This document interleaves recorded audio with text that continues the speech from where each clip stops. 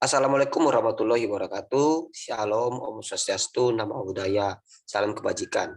Perkenalkan, nama saya Michael Graceson, NIM saya 1909 11 819. Saya merupakan mahasiswa Fakultas Hukum Universitas Negeri Riau. Di sini saya akan menjelaskan mengenai hukum pajak.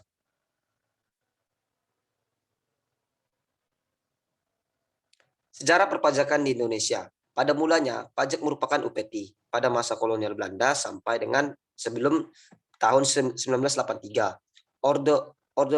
Ordonansi pajak rumah tangga, aturan bea materai, ordonansi bea balik nama, ordonansi pajak upah, ordonansi pajak kendaraan bermotor, ordonansi pajak perseroan, undang-undang pajak radio, undang-undang pajak pembangunan, undang-undang pajak bumi, dan iuran pembangunan daerah atau IPEDA. Perkembangan tax reform 1983, dilakukan perubahan sistem dan tata cara perpajakan.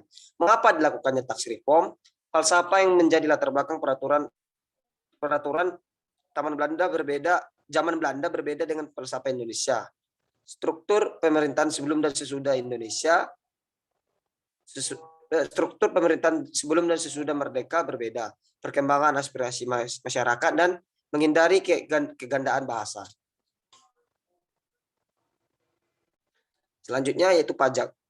Undang-Undang nomor 28 tahun 2007 atau KUP, yaitu kontribusi wajib kepada negara yang terutang oleh orang pribadi atau badan yang bersifat memaksa berdasarkan undang-undang dengan tidak mendapatkan imbalan secara langsung dan digunakan untuk keperluan negara bagi sebesar-besarnya kemakmuran rakyat.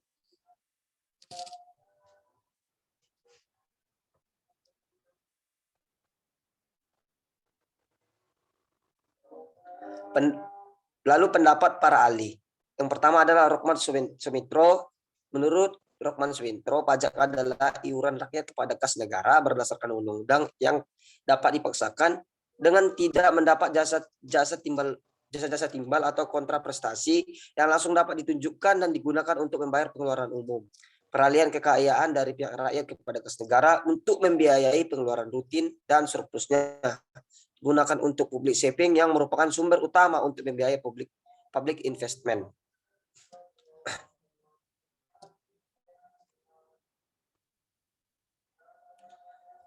Lalu selanjutnya kita akan membahas tentang unsur-unsur pajak. Yang pertama itu ada undang-undang pajak, yang kedua fiskus, yang ketiga subjek pajak, keempat ada objek pajak, kelima kepentingan, dan yang keenam adalah fakultatif.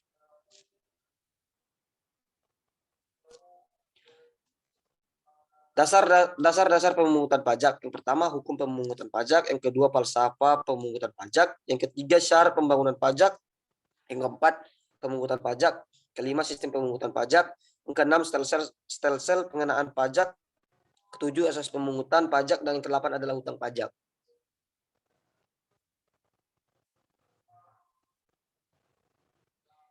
Ciri-ciri pajak: 1. Dapat berupa pajak langsung atau tidak langsung, dapat dipungut sekaligus atau berulang-ulang, yang ketiga dapat dipaksakan, yang keempat tanpa ada kontraprestasi secara langsung, yang kelima digunakan untuk memasukkan uang ke kas negara, yang keenam digunakan sebagai alat pengatur atau pendorong atau penghambat, yang ketujuh dapat dikenakan atas orang atau barang. Pendekatan pajak yaitu sebanyak 38% melalui aspek sosiologi, 24% pajak dari aspek hukum, yang ketiga yaitu 12% dari aspek historis, dan 36%-nya dari mikro dan makro.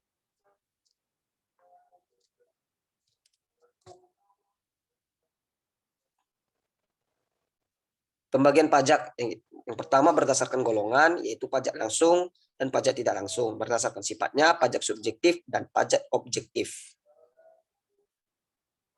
Menurut kewenangan pemungut, terdapat dua jenis pajak, yaitu pajak pusat dan pajak daerah, yang terdapat dari pajak provinsi dan pajak kabupaten atau kota. Kedudukan hukum pajak. Yang pertama private rights, yaitu hukum perdata dan hukum dagang. Yang kedua adalah public rights, yang terdiri dari hukum pidana, hukum administrasi negara, dan hukum tata negara. Pembagian hukum pajak material. memuat norma-norma yang menerangkan keadaan-keadaan, perbuatan-perbuatan, dan peristiwa-peristiwa hukum yang harus dikenakan pajak oleh objek pajak, siapa-siapa yang harus dikenakan pajak, berapa besar pajaknya.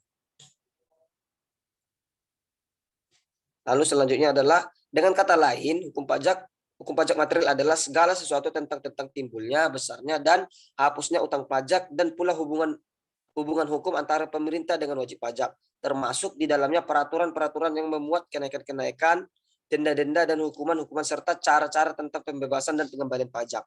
Ketentuan hukum pajak material mutlak diletakkan dalam undang-undang dalam rangka memberikan kepastian hukum. Hukum pajak formil yaitu peraturan-peraturan mengenai cara-cara untuk menjelmakan hukum pajak material menjadi suatu kenyataan, memuat cara-cara penyelenggaraan mengenai penetapan suatu hutang pajak, memuat pengawasan terhadap penyelenggaraan pemungutan pajak, memuat kewajiban para wajib pajak sebelum dan sesudah menerima surat ketetapan pajak, memuat prosedur pemungutan pajak atau pelunasan hutang pajak, memuat pengajuan surat keberatan, dan sebagainya. Pengaturan hukum pajak. Sebelum tax reform, hukum material dan hukum formil menjadi satu. Namun setelah tax reform, yaitu 1 Januari 1984, hukum material dan hukum formil terpisah kecuali pada Undang-Undang PBB, yaitu Undang-Undang Nomor 12 Tahun 1985 dan hukum pajak formil khusus.